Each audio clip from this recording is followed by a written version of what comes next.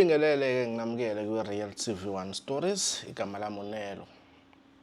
Le video le ihluke kakhulu, angazi ngawenza amavidiyo afana nalawa but angitheke angiyenze namhlanje. Kade angalisho igama lendawo but ngala ko South Coast.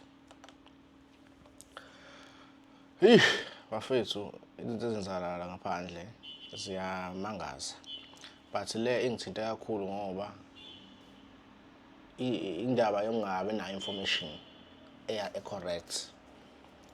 Kakhulu endaweni nasemakhaya baningi abantu bazosuke ngikhuluma into lezi athi umuntu ayezinami kwenzeka ukuthi okay. So kunomama nje wangifonela onengane ekhubazekile. Okay, ngiyabamba ucingo lakhe, unjani ngaphila? Mntanami sengihambe zonke izinyanga, ingane yami ikanje. Ngithi mina hawu kwenzakaleni? Mhlawumbe ingane ithakathiwe, ingakanani ingane yabo? Athi hayi yazaleka kanjalo. Sorry. Yazaleka kanjalo. Ngithi mina kanjani? Ukungichazela kwenzakalani? Useyachaza umama ukuthi into eyenzeka esibhedlela kwaba khona iphutha elenziwa odokotela okanye onesi. So ingane yagcina ikhubazekile. Ngithi mina uyazi ukuthi esimweni esikanje uyakwazi ukuthi uclaim imali yesinxephezelo uma ngabe kube khona iphutha konesi. But ngaphinde ngamchazela ngathi akusho ukuthi umuntu mezalwa noma meshonile esibhedlela sekufanele wonke umuntu aclaim. Kungenzeka kube ukuthi khona iphutha elenzakalile nokuthi bevele kuzokwenzeka, yabo. Wathi cha angiyazi into enjalo, wakwayizwa kodwa wanganaka.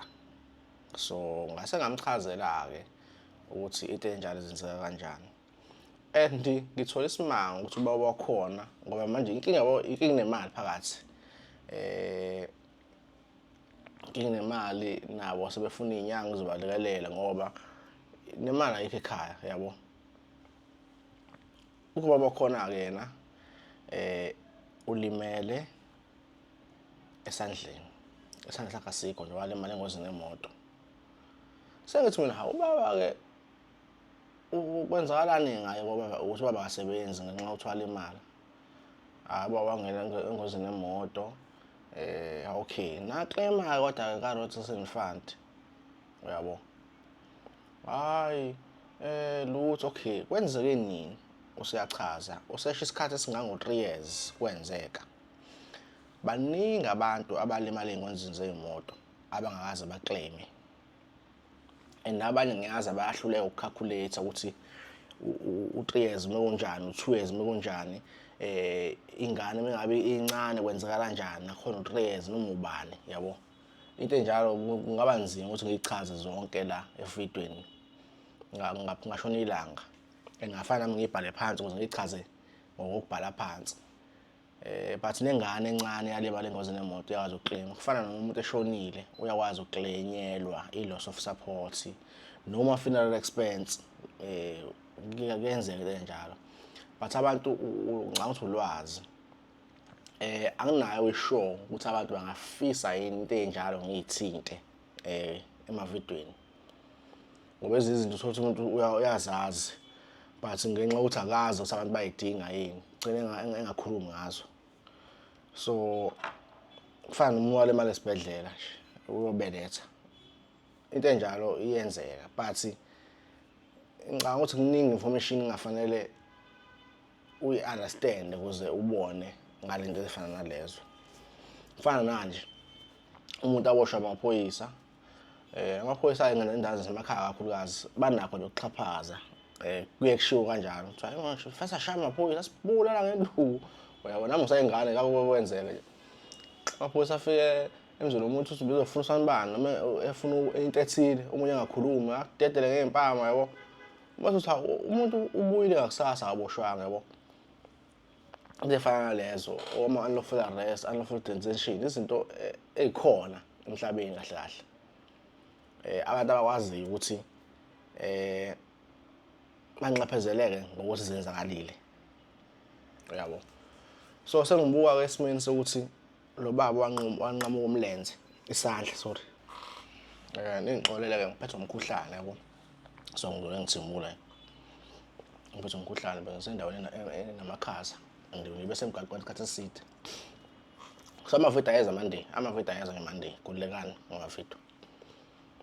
So bafethu ngiyafisa abantu babuze kakhulukazi mina nginankinga yokuchazela ngezinto ofuna ngichazele ngazo because mina ngiyajabula ukubona umuntu esizakalile uma ngabe umsize ngasamthing.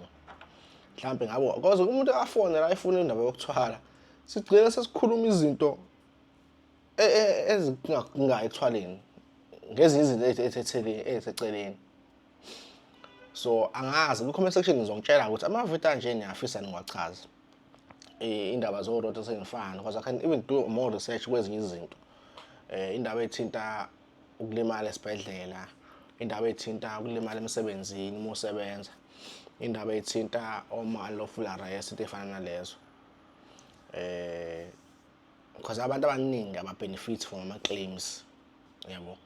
Omunye walimala akazi kwenzakalani ngento zakhe. So ngizoyishiya i-email address yami, ngizoyishiya inamba yami. Kofuna ukuthi ngimchazele kabanzi. Because ngiqala ukwenza ividiyo ende kanti anidingi yabo. Mhlawumbe ngifuna nje ngimchazele ngesigubhu.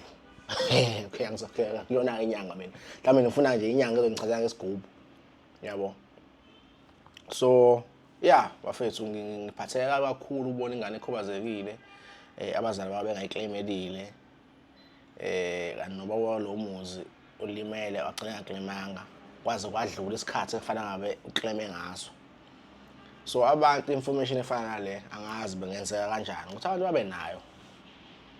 babe nayo. So ngishaya inamba yami ngicela bandla umusethwe inamba yami noma babe nini undaba hey hi hey unjani unjani ba uhlala eDabini kunje hlala eDabini ukuze nami ngikwazi kube mnandi ukukhuluma nawe manje umuntu balathi hi athule ngicela usizo athule. So ugcina sebebaningi abantu ngicela ngingakwazi ukuthi ngikhulume naye umuntu bese kuba ngathi ngiyazibana kanti nawe nje hlala eDabini.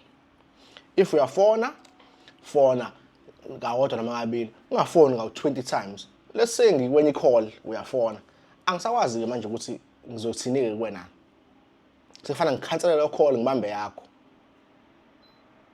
So yeah information of enjalo semakhaya kakhulukazi naye basemalokishini nasemasababhisini ababuka bazosho yazi nami nenkinga efana nale ngingabosha amaphoyisa ngake ngalemali esibhedlela ngake kanje anginayo information yanento lezi. Mina ngiyathanda ukushare ulwazi bafethu. So inamba yami ikhona ake sixoxe mhlawumbe ngelinye ilanga ababa nama experiences anjalo bangafika futhi bazoxoxa inewezi sixoxa abanye abantu bayathola ukufunda. The most important thing engiyifisayo mina ukuthi besixoxa kanje emavidweni kube khona umuntu ozothi mina ngale ya video yakho ngalithola usizo. Ngale ya video yakho ngathola usizo. Ilento le engiyifunayo mina. So bafethu ngizozwa ngani ke ukuthi ngiyafisa amavidiyo anjena yini akaba mnandi kakhulu nxa abantu abaningi bangawa enjoy nje. Ake ngithi nje till next time stay blessed.